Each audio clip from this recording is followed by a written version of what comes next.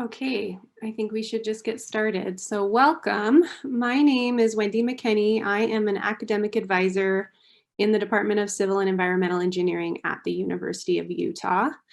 And I am joined, Olivia, do you want to introduce yourself? Yeah, my name is Olivia Calvillo. I'm also an undergraduate advisor in Civil and Environmental Engineering department and also for the nuclear minor. So me and Wendy work together to help advise all the undergraduate students in our department. So welcome. We have prepared a little bit of a presentation, so we will go through this presentation together. It shouldn't take too much time, and then we're just going to open it up to any questions that you guys might have for us, and we'll just kind of go from there. Okay, and if you have questions as we go, you're welcome to just put them in the chat and we can kind of answer them as we go, or you can hold them till the end of the presentation and we'll answer them at the end.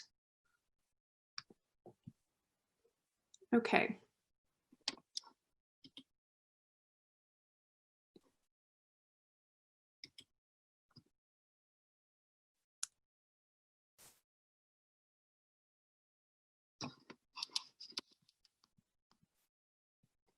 Perfect. Okay, so the first thing we're just going to talk about is what is civil engineering. And there's actually a great video that was put together by ASCE, which is the Associate Society of Civil Engineers. So we're just going to watch this. It's about a 5 to 6 minute video that'll kind of talk about civil engineering, and then we'll talk about it after.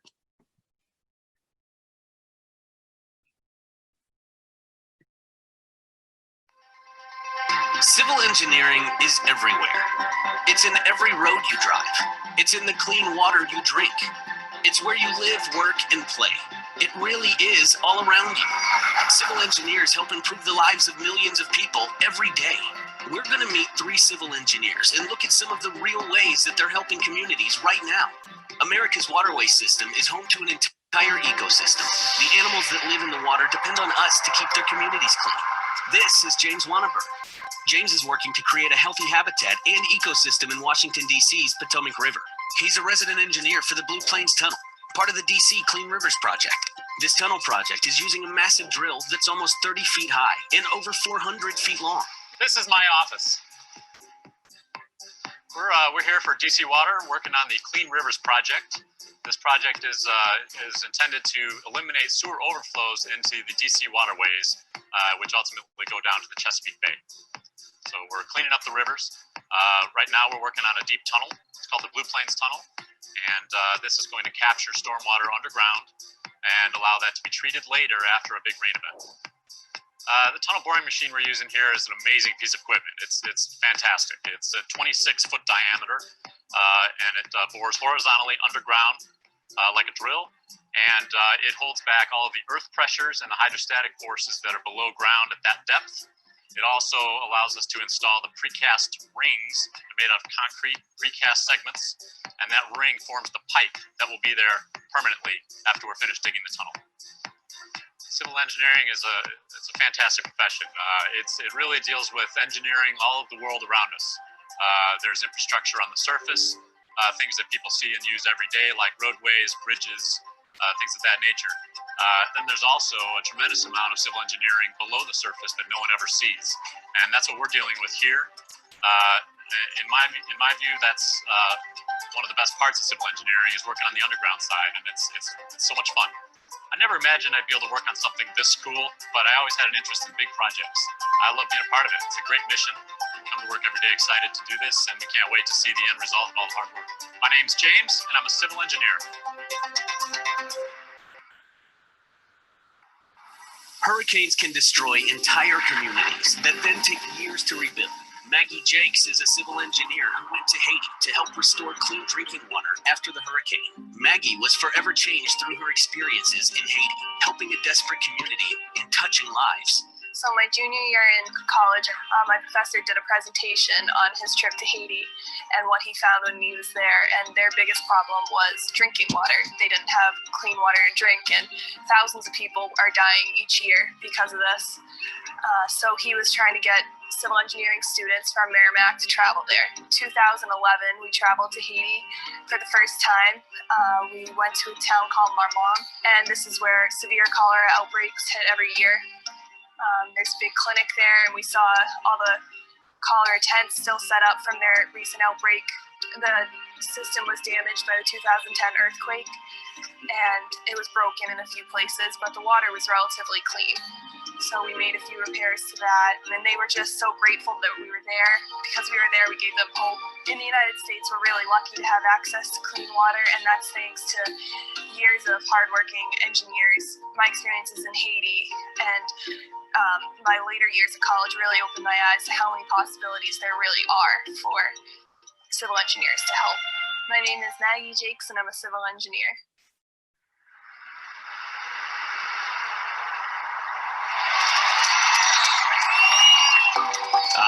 Baseball. The crack of the bat, the roar of the crowd, the amazing ballparks that are home to our national pastime. Meet Aaron White, the civil engineer in charge of designing the hurricane-proof retractable roof at the Marlins Park in Florida. This is the first roof in the world that was designed for a Category 5 hurricane. It weighs roughly 7,800 tons of steel. And it was actually designed to be positioned in a slightly open position for the hurricanes to let wind into the space and then back out to decrease the wind pressure on the roof. Obviously, anytime there's a threat of a rainstorm during a game, you have a problem with rain delay. And if you know Miami, it rains here pretty much every day during the summer. So they have the ability to close the roof very quickly if there's an impending thunderstorm or rainstorm. So there's a guarantee that the game's going to happen every night, and that's extremely important. The mechanization is very efficient. It's designed so it only costs about $10 in electricity to move the roof open and close. So early on in the design, we tried to establish what the minimum height of the roof over the playing field actually is. So we scoured the internet and found some equations that are put out by NASA, I believe, for the flight of a batted ball. And through those equations, you can actually calculate the flight of the batted ball at all different angles of the ball leaving the bat. So if it goes straight up in the air, it goes straight horizontally, or it's some nice trajectory of a line drive. And so we actually created those shapes early on and put them over the playing field to make sure that the shape of the roof that was above the playing field would never come in contact with the batted ball. We really interact with a lot of people, so there's a common conception that engineers just kind of go in their office and work by themselves doing calculations, but that couldn't be further from the truth. I'm Aaron White, and I'm a civil engineer.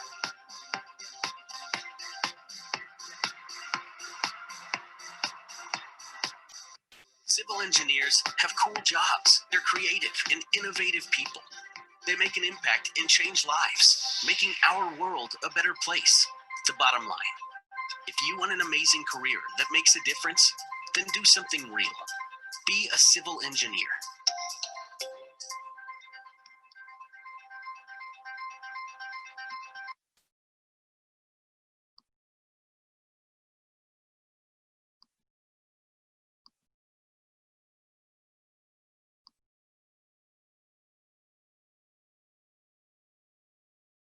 Oh, you're muted.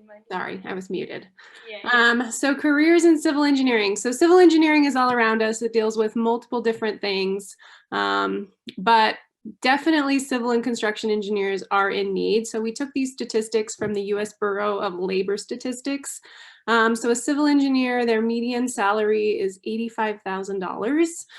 Construction engineering makes a little bit more at $94,000, and there is a projected 11% job growth over the next 10 years. A lot of our infrastructure is currently degrading and crumbling. All of our, our roadways, our bridges, they're old. And so they're all going to need to be replaced over the next several years, 10, 20 years. And so infrastructure only lasts so long, and then it needs to be replaced. So we're definitely going to need a lot of civil and construction engineers in the future.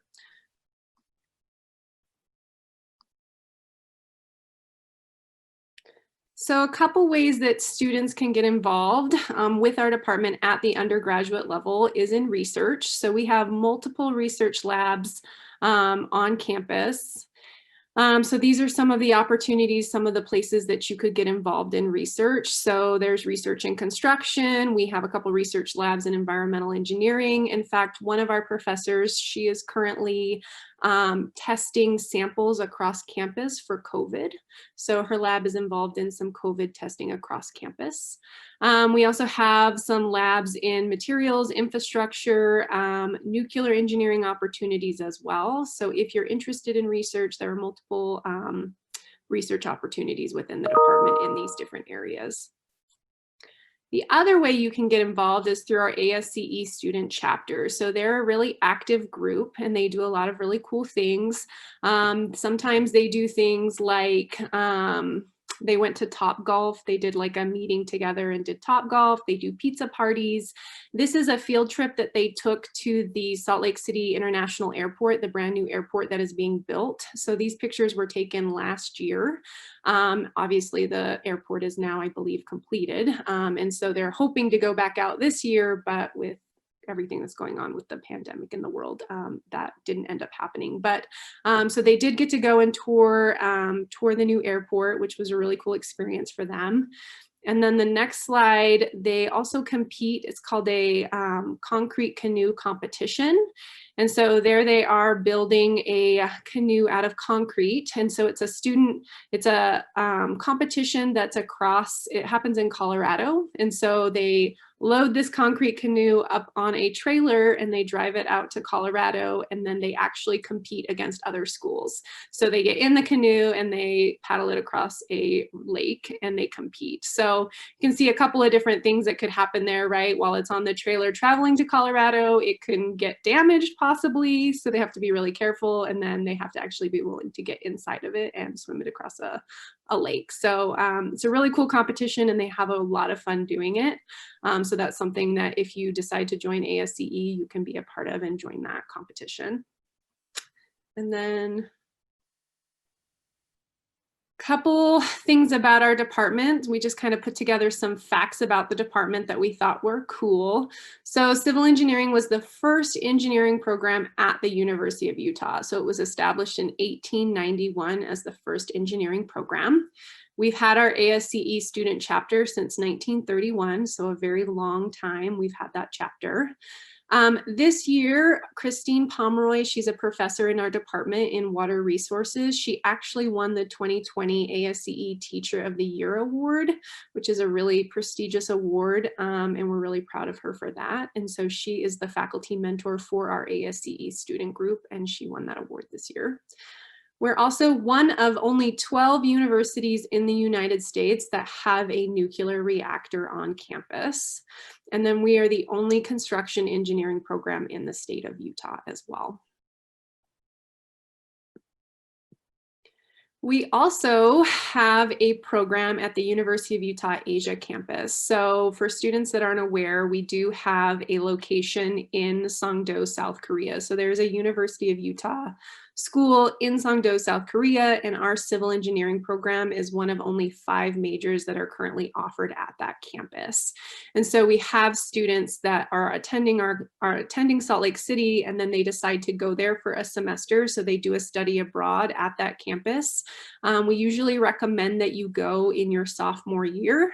And so you can go for a semester during your sophomore year, take exactly the same classes that you would have taken here, and everything transfers back perfectly. So if you're interested in a study abroad, we make it it's like really easy, really convenient to do that.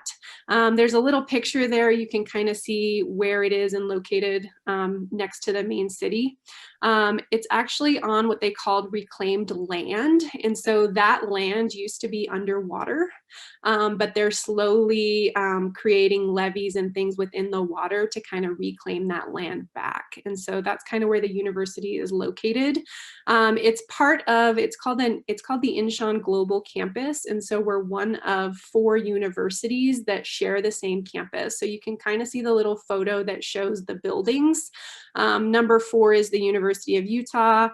Number 10 is like the student union. And so all the different universities, the students use the student union together. They use the library together. They use the gym, the dorms, etc. And then each school has their own building for classes as well. The other schools that are a part of that campus are Ghent University, George Mason University, and then SUNY. And so we're one of 4 schools located on that campus, and it's pretty cool.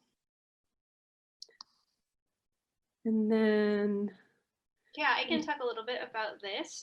So we recently, just early last year, set up a tutoring center that's specifically for civil engineering students. So in the civil engineering program, you'll be taking a lot of calculus, a lot of chemistry and physics, and those departments have their own tutoring centers, but we also wanted to offer tutoring specific to our civil engineering courses that you take as you progress towards the end of your degree, so your upper division civil courses. So we looked at the courses that our students were most often asking help for and interested in receiving tutoring from, and we identified some tutors that could help out in that area. And so right now we currently have 2 tutors that tutor in our courses that students are often asking for help for. So those are our statics, our strengths and materials, and our structural analysis courses. As we continue to build this tutoring program, we're expecting to have more tutors that will be able to help in a wider range of courses. But we really kind of got those main ones down for now. And again, it's something that will continue to expand. So whether you're interested in receiving tutoring in those courses as you pursue your degree, or if you're interested in becoming a tutor, both of those options are available to you through this tutoring program we have. Now, right now, we're being pretty flexible. We have all of our tutoring online through Zoom. And so we have a setup where our students can make appointments and log their hours and do everything virtually through Zoom. But we've also set up a designated space in one of our study rooms that's a little office where once we're back on campus, you can actually have your own little office space and bring students in and work with them one-on-one there. And we give you all the supplies and anything that you might need to be a tutor or to be tutored. So we're really excited about having that set up. And it's just another really great resource we're able to offer our students. Some other things that I want to also touch on there, if I go back to the tutoring. The Learning Center, so along with like the Math Center and Chemistry and Physics having tutoring, there's also the Learning Center, which is a little bit different than a traditional tutor. They offer one-on-one appointment sessions, and they also offer learning consultations. So this is kind of a more generalized consultation where they'll talk about study habits, test taking strategies, your own personal learning style. They can kind of help start conversations for how to adjust to online learning if that's something that you want to kind of learn more about and figure out what are the best strategies versus in-person learning. So they're kind of there for a more holistic look at your overall learning and to kind of help you improve any of your learning habits, studying habits, test taking habits, things like that. So they're also a really good resource just in general for your success generally in college. And then finally, there's the Writing Center, which can help with all your writing needs. They can, especially when you're taking the intro writing class as well as technical communication later on in the degree.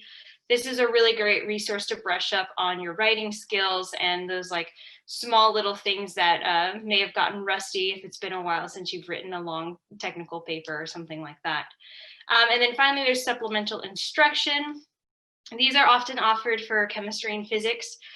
Supplemental instruction are group learning sessions where you have a supplemental instruction leader who will lead you through different exercises and group learning to kind of help you get a better handle on the course content. So they're not necessarily a one-on-one tutor. It's more like a group learning session where you can kind of brush up on some aspects of the material you've been learning in class that maybe you didn't quite get clearly the first time around. So all of these are really great resources, and they'll all be super helpful for you as you go through our program.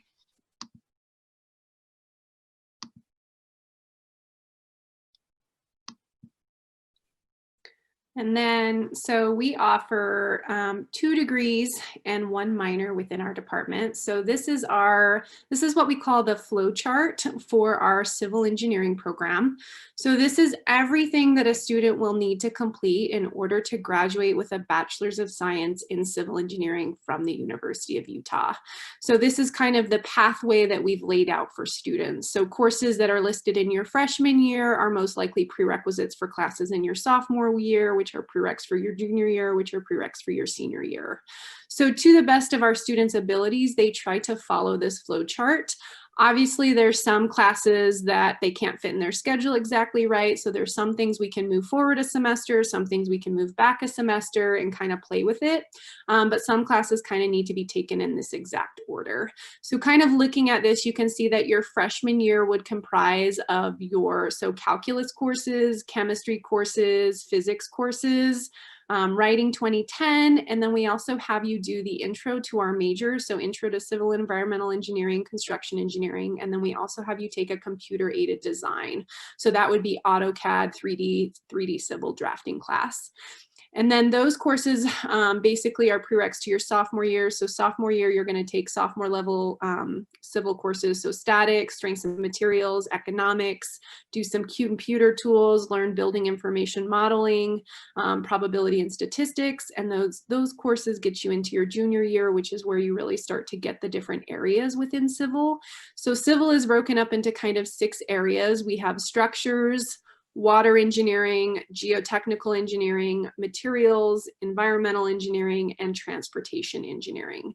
And so students take one course in all of those topics. And then in your senior year, you'll see a lot of design or technical electives. That's kind of where you can kind of tailor what you're interested in. So if you're more interested in transportation engineering, there's a way for you to tailor some of those technical electives in transportation engineering. So that's kind of where you can kind of get a little bit more depth in that topic that you're interested in.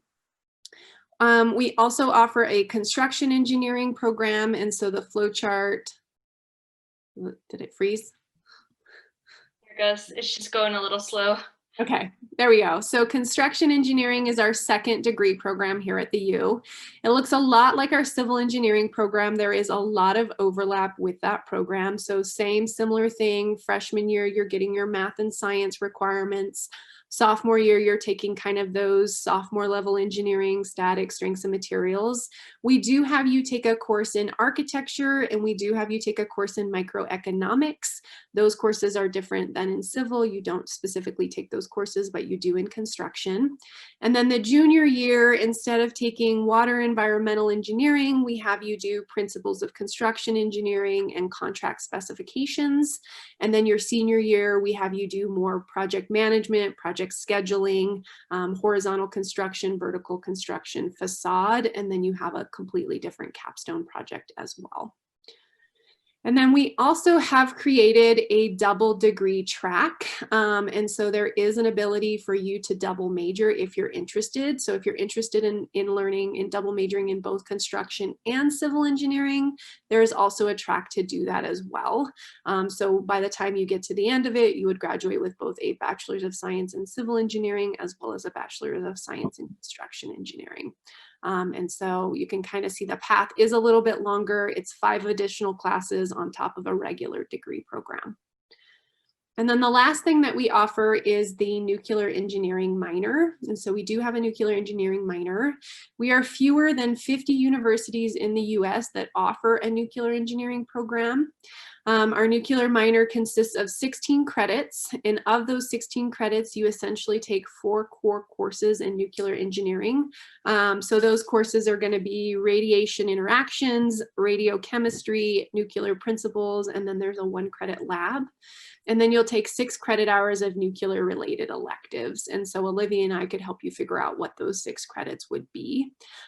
We have a couple cool research labs on campus, radiochemistry lab. We have one professor who's working with, she specializes in medicine, nuclear medicine. So she has a lab on campus as well. And then nuclear forensics and radiation detection lab as well. So a couple different labs if you are interested in nuclear engineering that we can, there's research opportunities in those labs. And then the last thing is we are just going to quickly, so again, my name is Wendy McKinney, so I'm one of the academic advisors in the department along with Olivia. This is our email address. If you guys do have any questions and you want to send us an email after this is over, that is our email address. We also included our website as well. And then once, another thing to know is once you're a part of the department and you're in the program, you are also assigned a faculty mentor.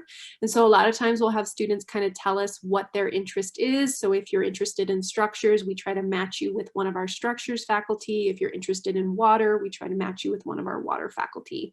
And so they can kind of help guide you in terms of, specific questions about, water resources and civil engineering, whereas Olivia and I can guide you in making sure that you get the right classes in the right order to stay on track for graduation. And I think that's all we had.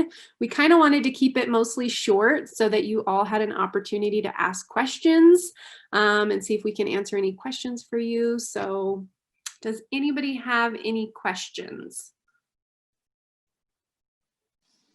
Do civil engineers, do they work on making the buildings so they're like natural disaster proof, or just what?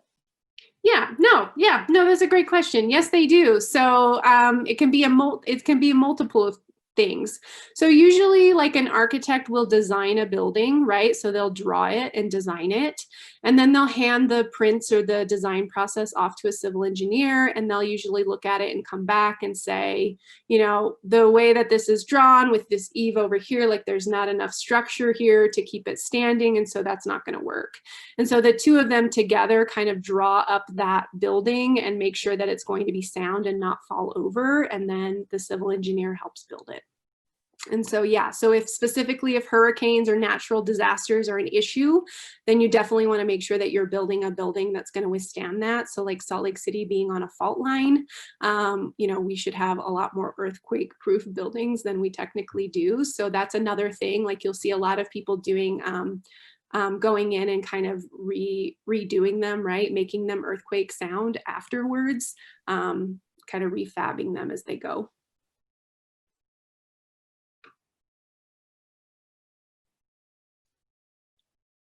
Other questions? Ooh. Looks like we have one in the chat. If I want to be an architect, do I focus on civil or construction engineering? So you'd want to focus on architecture. So the University of Utah offers a degree in architecture. So if that's something, you know what I mean? Because architecture is more about the drawing and the plans, whereas civil engineering is more about the design and the equations to make sure it's going to stay together. And then construction engineering is usually the one that's actually in charge of building it. So the three of them all work really closely together, but it's kind of, are you more interested in kind of drawing, like designing the buildings, drawing it, or are you more interested in the actual like math and science that goes behind making the building stand? And then also like a lot of students in civil engineering, they do a lot of design work in a firm, whereas construction engineers are usually on site. Civil engineers will come out to the site, but usually, they do what they need to do and then they move on to another project, whereas the construction engineer will see the building through to the end. So there is, like I said, there is a Department of Architecture Studies here at the U. So if that is something that you're interested in, you may want to go that route. But they are all closely related, so I can see why they're all together.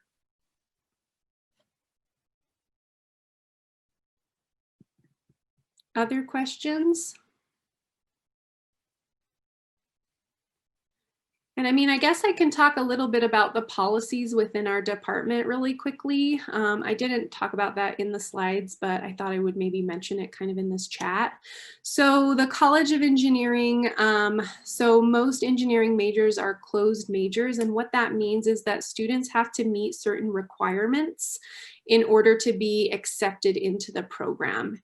And so most students will kind of start in this pre-civil engineering phase, and they'll complete the courses in that freshman year.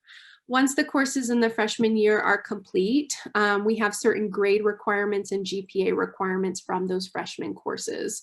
So the 4 courses that kind of matter are the Calculus 1, Calculus 2, Chemistry, and Physics.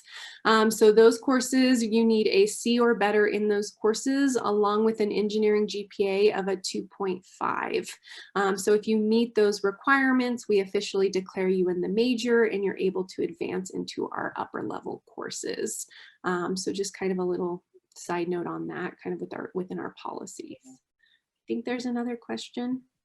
Yeah, whether or not there's another academic advisor for architecture. I'm actually going to pull it up and show you on the screen share if you just give me 1 second. So yes, I will get to that question. There is an academic advisor for architecture, and I'm going to find the information so I can show everyone who's interested. They're not specifically a part of this because this was just like, you know, engineering day, part of the College of Engineering Day. But yes, there is an advisor for every major at the U. So we can definitely find that information, pull that up. Other questions? So like, if you did the dual degree, is it faster to do it, like get your master's that way, or are they all pretty much like the same to getting your master's? So that is not a master's program. So that would be 2 separate bachelor's degrees. So if you're interested in your master's, it would probably be wiser to do your undergrad in one and then go on to do a master's program in another. So you could do your undergrad in construction engineering and do a master's in civil, or you could do an undergrad in civil and do a master's in construction. A master's program is 30 credit hours, so 30 additional credit hours. So it would take you a little, you know what I mean, to do an undergrad and a grad would take you longer. We created the double degree program for accreditation purposes for our construction engineering program. That was initially why we created it. All engineering programs, we strive for something called ABET accreditation. It's the accreditation Board of Engineering Technology. And so whenever you create a new program, you have to go through a series of proposal submittals to get that approved. And so with our construction engineering program, it is a newer degree program. So it's been around for 3 years now. We're scheduled to have our first student graduate this coming spring semester. And so because it's a new program, it doesn't have that ABET accreditation assigned to it yet. And so because of that, we created the dual degree program for those initial students wanting to do the construction engineering program so that they could still do the civil engineering program as well, have the ABET accreditation piece from civil, and so that they could go on and get their PE license, which is a professional engineering license. And so that's initially why we created that dual degree track for those students. We are on track to get that ABET accreditation. We're going to be submitting that paperwork next summer. And so by the time any of you probably came to the U and started those programs, we'd already have that accreditation in place. But for students that kind of just wanted to take 5 extra classes and get those 2 bachelor's degree, that's kind of what the initial thought was with that program. But great question. All right, so I'm popping in the link right now for architecture, and let me just make sure, let's see, resume share, there we go. So this is their website, the acronym is CAP, and so it's the College of Architecture and Planning. You're gonna go just scroll down to these big, large squares here, and those are the 2 advisors for that department. So if you're interested in learning more about architecture, that's where you'll wanna go. Great. Any other questions? And that's kind of what we do as advisors, right? We're here to like answer any questions you have. And if we don't have the answers, we're here to like help guide you to where you need to go. So, you know, direct you to the correct resources for anything and everything. So that's kind of what we do, what we're here for. And yeah, to go off that, we're also here to help you kind of figure out which path is right for you. So you may start in civil and realize you want to go somewhere else, or you may be coming from, you know, mechanical and coming to civil and trying to figure out what is the best fit for you. So all of us advisors are here to help make sure we find the right fit for you. So along with helping you get through the degree program you're in, we'll also help you kind of discover your interests and figure out what the best path forward is for you, because it's hard to kind of pick one thing and just go with it. There will probably be some moments where you're thinking about a couple different options and just trying to figure out what fits well. And we're always here to help you look at all your resources and see where you can go to explore more.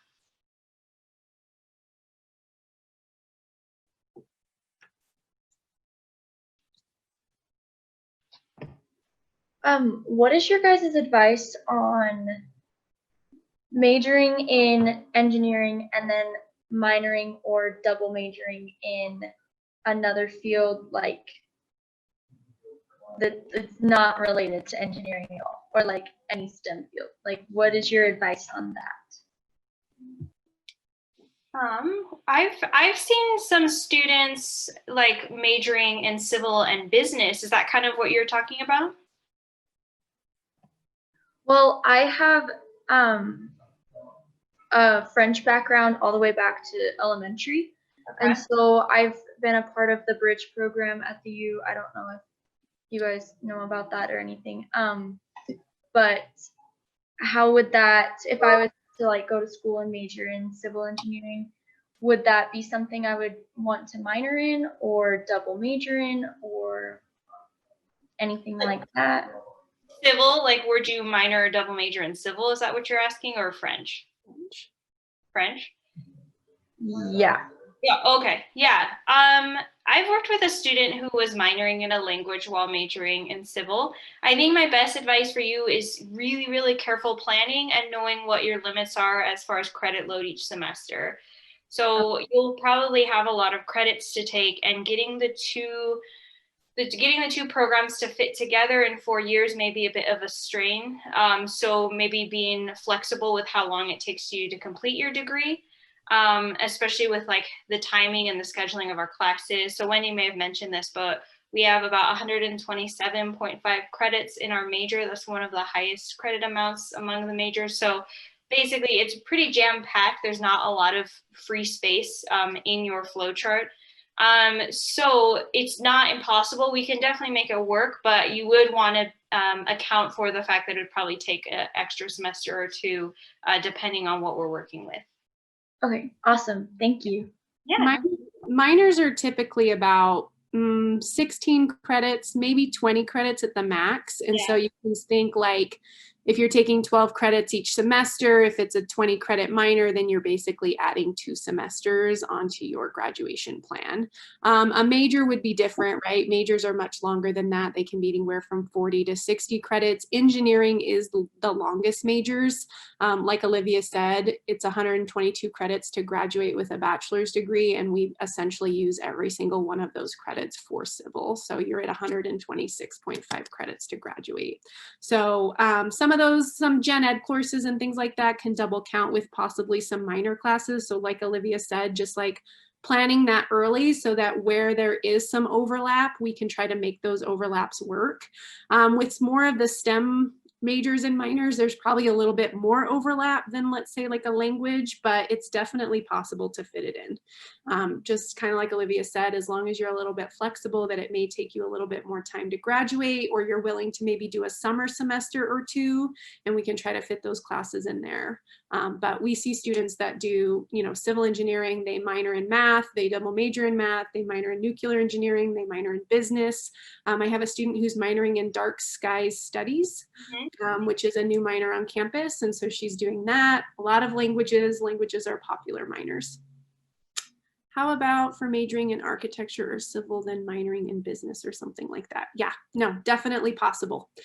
Again, just planning, meeting with your 2 academic advisors. So you'd want to meet with us, and then you would want to meet with the advisor in business or architecture or whatever you decide, right? And then working together to make a plan so that you can take the courses that you need in the order that you need to take them, so you don't get delayed for graduation or anything like that.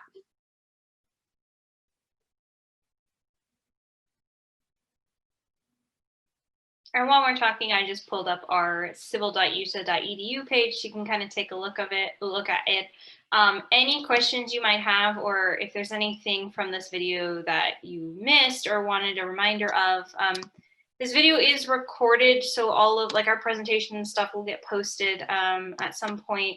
But if you go to our webpage over here in undergraduate, you can see all the information for both of our degrees, our nuclear minor and our double major, all in here.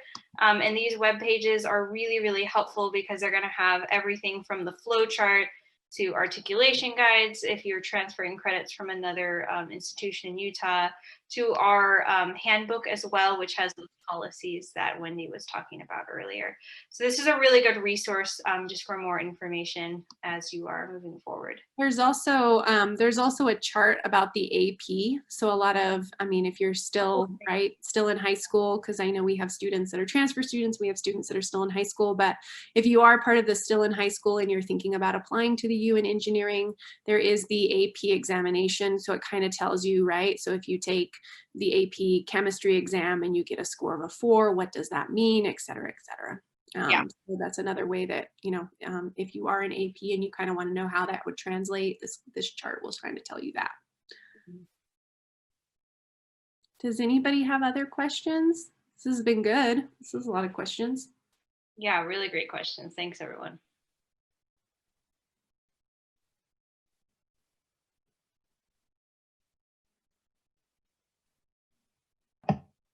Sorry, I have one more question. The ASCE student chapter, you guys mentioned that they like do all these field trips and they are like a good study group, I think, but what's like the point of getting involved with them? So people who become a civil engineer, it's the professional organization. So, you know, so for advisors, we have like a national organization that we join as part of like our career field. And so civil engineering has one as well. So it's the Associated Society of Civil Engineers, ASCE. And so that video that you watched, that we had you watch at the beginning, they actually produced that video. And basically the point of them is to promote civil engineering as a career. And so there's a student group based on that group. And so part of it is just getting involved, right? Getting involved, getting to know other people within your major. They're also connected to the department. And then they're also like connected with that bigger organization. And so it's just building those connections when you're kind of as an undergrad, but also just getting involved and having that, you know, that connection back to what you're actually doing, right? Your career field that you're choosing. So yeah, here's the website. And like I said, they're just like a professional organization for civil engineers. And then we have a student chapter within the department, within the University of Utah. Yeah. So electrical has their own, mechanical has their own, et cetera, et cetera. So as you can see here, like one of the benefits of being a member of a professional organization is they'll do like conferences and events that have opportunities for professional development. You can get awards, you can be recognized by the professional association. There's usually like job boards and things like that. There's different resources for getting licensed and certified. And then you also just have a community that you can connect with. So it's a good source of networking and further learning as you continue to gain skills throughout your career. So it's really kind of like a career building tool with a community of others who are in your same field. Yeah. That makes a lot more sense. Thank you. Yeah, no problem.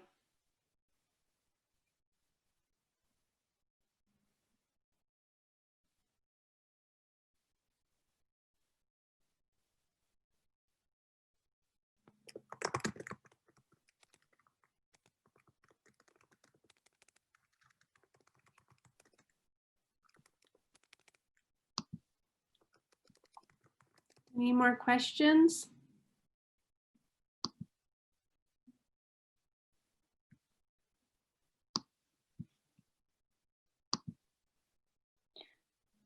Feel free to jump in with a question while we kind of wait. I'll pull up the information for our nuclear minor because I know we mentioned it a little bit, so we can kind of go over the applications. You do apply to the nuclear minor. If you're interested, it's just an online application. This is just on our civil website again, so you can come over here and review it as needed. So for the minor admission criteria, you would need a cumulative GPA of 2.85 or higher, and then you'll want to pass Chem 2 Math 2 and Physics 2, or statics. And all this will make more sense as you work through your major of choice, whether it's civil, or we have students from chemical engineering too that take this minor. But it's good to know this resource is here. So as you move forward and as you start becoming maybe interested in doing the nuclear minor, it's good to be aware of what the application requirements are and where the application is. That way you can have a smooth process of applying. Also on this webpage, we list out all the requirements, information on all the courses, as well as some graduate level nuclear courses that are open to undergraduate students. You just have to request to take a graduate course, and we'll walk you through that process if that comes up. But it is something that we offer our students, which is usually a pretty big draw for a lot of our undergrads to be able to take some graduate level nuclear courses. So this resource is online and it's available to you at any time to review. And if you have any questions about it, feel free to let us know. Like I said in the presentation, we're one of 12 schools that have an actual reactor on campus. And so a lot of times our undergraduate students, if you're interested, you can take a tour. Typically when engineering day is in person, there are tours available as part of this day, but since we're virtual, I'm not sure if they even did a virtual tour, but once we're back on campus, if you guys are interested and you want to do a tour of the nuclear reactor, there is definitely an opportunity to do that. It's kind of cool. I've done it. I thought it was kind of neat and interesting, and kind of interesting that we're only one of 12, which is pretty cool. I see the question there in chat. As far as I remember, when I did my FAFSA, you select the universities you want to send your FAFSA information to. So yeah, it will not be, it's not only in California. When you do your FAFSA, even if you are in California, you can write in the schools you want to send your FAFSA information to. Also, I'm going to pull up, because that is a really great question. This is the University Office of Scholarships and Financial Aid. You can just find them on the university website. If you just Google scholarships or financial aid, they will be the first one that pops up. If you have any specific questions regarding FAFSA, scholarships, financial aid opportunities, this is the office for you. They have all the information that you might need to answer any of your questions. And so they're kind of like university-wide general scholarships. Now, we also have scholarships in our department, and you can look at those. It's coe.utah.edu.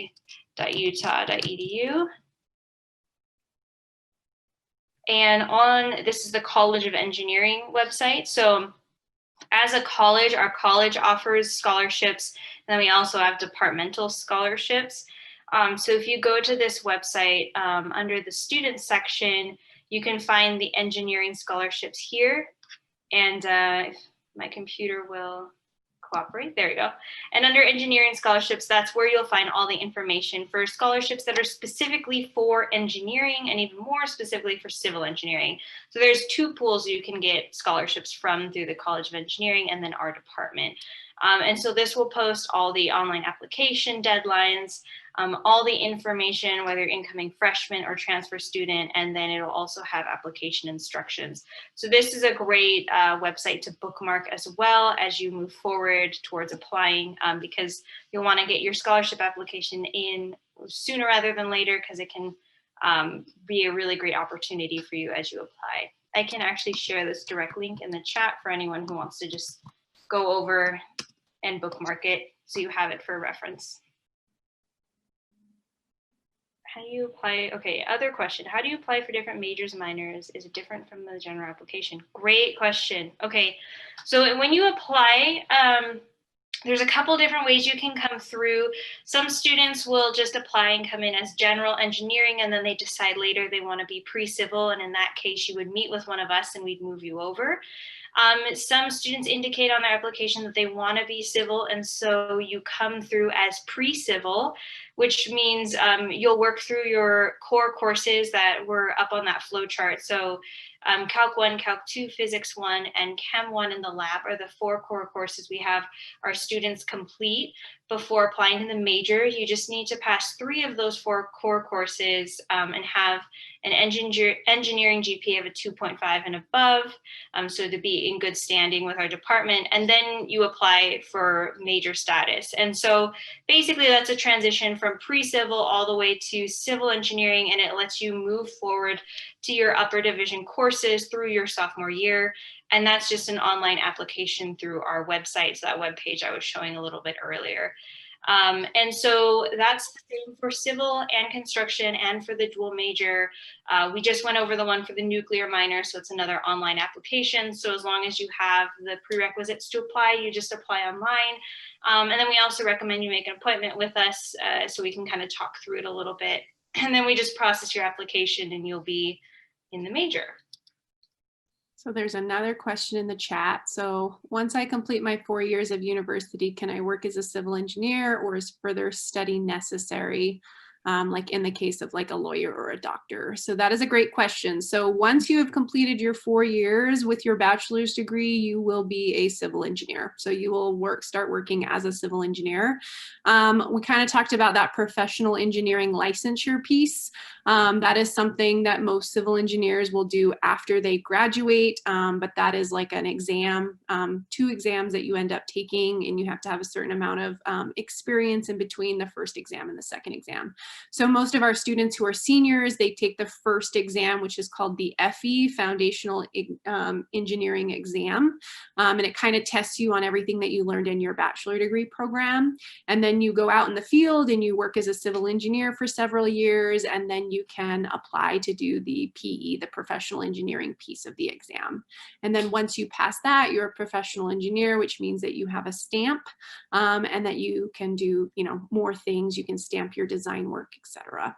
And so a lot of our students are shooting for that additional licensure after graduation, but once you graduate your 4 years, you will be working as a civil engineer.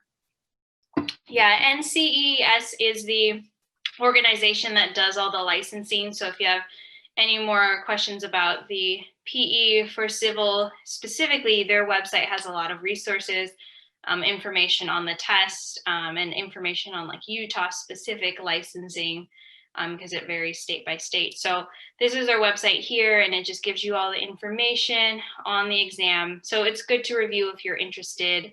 And yeah, it's a good resource to have. It's something that we talk to students about once they're becoming ready to graduate. So it's not really anything you need to stress about or think about, you know, kind of right now at the beginning. But once you're progressing and you're getting into those junior and senior level courses, then it's something that, you know, you start talking with the advisors about, and we kind of direct you to this webpage to maybe get an exam date set up to complete that first piece of this. And again, once you're in your classes and you're learning from the faculty, et cetera, they talk about this in depth as well. So you'll hear about this in multiple of your classes throughout your entire education.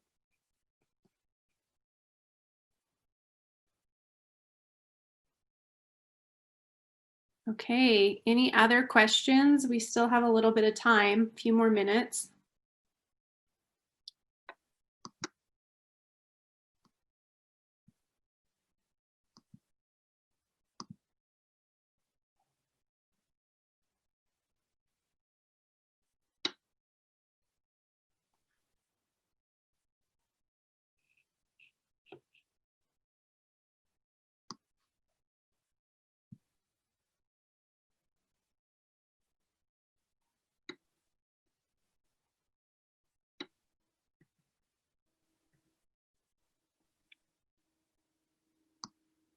Okay, I think that's it, unless anybody can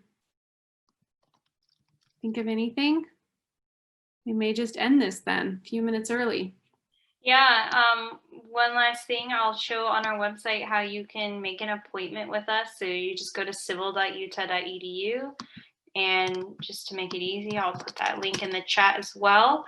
You just click advising, and we will have all of our information about advising, any updates we have to our schedules. As you know, things are very fluid right now, so schedules change all the time.